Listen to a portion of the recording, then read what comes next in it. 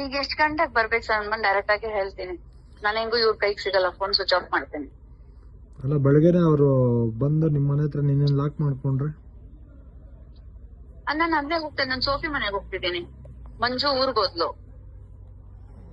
ಇದ್ಯಾರೋ ಹೊಸಬ್ರು ಸೋಫಿ ಅಂದ್ಬಿಟ್ಟು. ಸರ್ ನಿಮ್ಗೆ ಗೊತ್ತಿರ್ಬೇಕು ಸರ್, ಹೆಗ್ಡೆ ನಗರ್ ಅಲ್ಲಿ ಇದ್ರಲ್ಲ ಉಮಾ ಆಂಟಿ, ಯಾರೋ ಅಲ್ಲಿ ಗೊತ್ತಿಲ್ಲ. ಸೊ ಡಿಸಿಪಿ ಅವರ ಮರ್ತೋಗಿದಾರೆ. ಸೊ ಗೊತ್ತು ಅವ್ರು ಇಲ್ಲೇ ಮನೆ ಮಾಡಿದ್ದಾರೆ. ಆಯ್ತು, ಇವಾಗ ಅಲ್ಲಿ ಬೇರೆ ಅದು DSS ದಲ್ಲ ಏನೇನ್ ಪ್ಲಾನ್ ಮಾಡಿದಾರೆ ಹೇಳ್ಬಿಡು ಬೇಗ. ನಾನು ಬೆಳಗ್ಗೆ ನಿಂಗೆ ಫೋನ್ ಸರ್ ಮಾಡ್ತೀನಿ. ಅದೇ ಸರ್ DSS ಅವರು ಮತ್ತೆ ಲೇಡಿ ಇರ್ತಾರಲ್ಲ ವುಮೆನ್ಸ್ ಫಸ್ಟ್ ಅಲ್ಲಿ ಅಸೋಸಿಯೇಷನ್ ವಿಧಾನಸೌಧ ಹತ್ರ ಸರ್. ವುಮೆನ್ಸ್ ಅಸೋಸಿಯೇಷನ್ ಇರುತ್ತಲ್ಲ ಅದು. ಹಾ ಹೌದು ಸರ್. ಮತ್ತೆ ಹ್ಯೂಮನ್ ರೈಟ್ಸ್ ಇದು.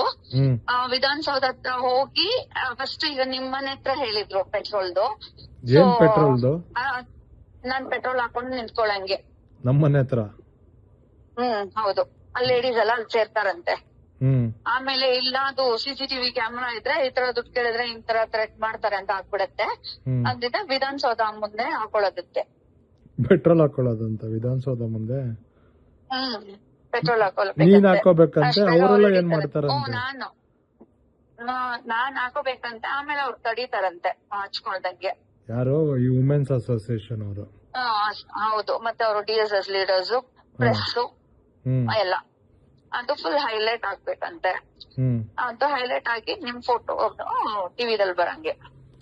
ಇವಾಗ ನಾವು ಚೀಟಿಂಗ್ ಮತ್ತೆ ಕೇಸ್, ನಾನು ಚೀಟಿಂಗ್ ಕೇಸ್ ಹಾಕಿ ಹೆಂಗೆ ವಿನೋದ್ ಫೋಟೋ ನಿನ್ ಫೋಟೋ ಎಲ್ಲ ಬಂತು, ಅದೇ ತರ ಅವ್ರು ನನ್ ಫೋಟೋ ಹಾಕಿ ನನ್ ಮರ್ಯಾದೆ ತೆಗಿಬೇಕು ಅಂತ ಅವ್ರದ್ದು.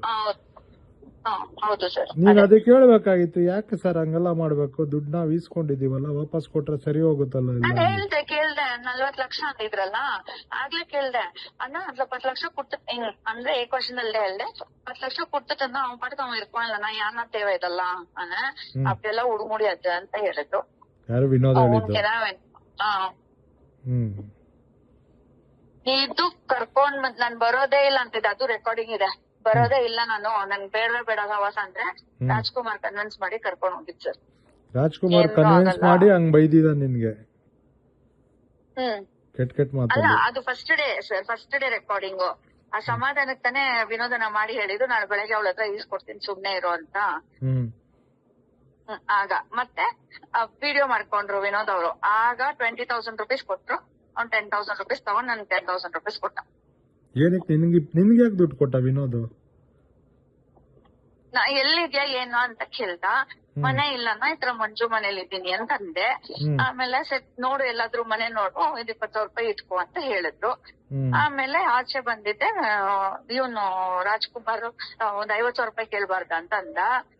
ಇದು ಏನಕ್ಕೇನಾ ಪಂಡ್ರದು ನಾನು ಎತ್ತನ್ ಫೋನ್ ಅಂದೆ. ಇಲ್ಲೆಲ್ಲ ಪರವಾಗಿಲ್ಲ ವೆಚ್ಕೋ, ಸಾಯಿಕ್ ಫೀಸ್ ಕಟ್ಟಿಡೆ 10,000 ರೂಪಾಯಿ, ನಾ 10,000 ರೂಪಾಯಿ ಹೋದು ಅಂದ. ಅದಾದ್ಮೇಲೆ ನಿನ್ನೆ 5,000 ರೂಪಾಯಿ 4,000 ರೂಪಾಯಿ ಇವ್ರಿಗೆ ಪಿಚಿಗೆ ಮೊನ್ನೆ 15, ಅದಕ್ ಮುಂಚೆ 15 ಬಡ್ಡಿ ಕಟ್ಟಿದೀನಿ. ವಿಜಯ್ ಮಾಡೋಣ.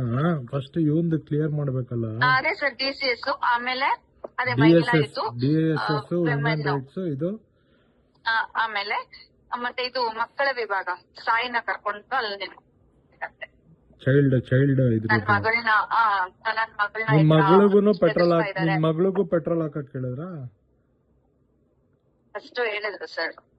ಏನಂತ? ಮಗಳಿಗೂ ಪೆಟ್ರೋಲ್ ಇರ್ಬೇಕು ಅಂತ? ಅಂದ್ರೆ ತಣ್ಣೀರಲ್ಲಿ ನನ್ಸ್ಬಿಡ್ತಾರಂತೆ ಅವಳ ಡ್ರೆಸ್ ನ, ಅದ್ರ ಮೇಲೆ ಪೆಟ್ರೋಲ್ ಉಯ್ಕೊಳ್ಳೋದಂತೆ.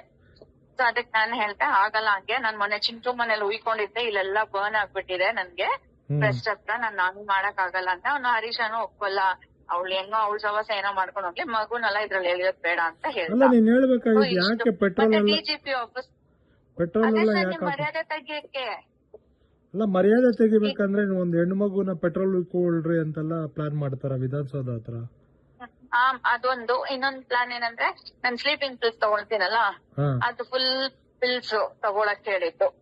ತಗೊಂಡು ಆಮೇಲೆ ನನ್ ಮೇಲೆ ನಾನು ಹರಾಸ್ಮೆಂಟ್ ಮಾಡಿದೆ ಅಂತ ನನ್ ಮೇಲೆ ಕಂಪ್ಲೇಂಟ್. ಹೌದು. ಹೌದು. ಟ್ಯಾಬ್ಲೆಟ್ ಹಾಕಿದ್ರೆ 10 ನಿಮಿಷದಲ್ಲಿ ಕರ್ಕೊಂಡ್ ಹೋಗ್ತೀನಿ ಅಂತ ಹೇಳಿದ್ದು. ಯಾರು? ವಿನೋದ್ ಹೇಳಿದ್ದು? ರಾಜ್ಕುಮಾರ್. ವಿನೋದ್ ಹೇಳಿದ್ದು ಬೇಡ, ಸುಮ್ನೆ ಅವಳು ಹೆಲ್ತ್ ಏನಕ್ಕೆ ಇದ್ ಮಾಡ್ಕೋಬೇಕು ಬಿಡು. statenews.live